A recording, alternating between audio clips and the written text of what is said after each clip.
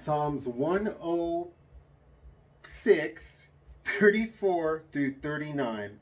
Why God ordered the Israelites to destroy the Canaanites, men, women, and children. 106, 34 through 39. I should be there already, y'all. Forgive me.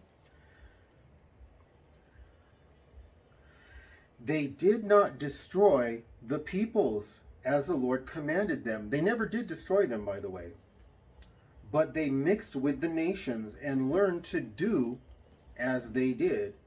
They served their idols, which became a snare to them. A snare is a trap that, like, an animal gets caught in, and then the animal loses its life. Someone eats the animal. They served their idols, which became a snare to them. They sacrificed their sons and their daughters to the demons. They poured out innocent blood, the blood of their sons and daughters, whom they sacrificed to the idols of Canaan, and the land was polluted with blood. Thus they became unclean by their acts and played the whore in their deeds. And that's more about playing the whore spiritually, serving other gods. So I had an issue with this. I was like, having read through the Bible multiple times, I still had an issue with, how could God ask him to destroy the men, women, and the children? That's not fair. And I remember asking this one religious woman who I consider to be wise.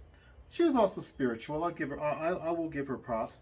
But she said, "Oh, it's because they were evil and they couldn't be redeemed. That's why the men, women, and children had to be destroyed."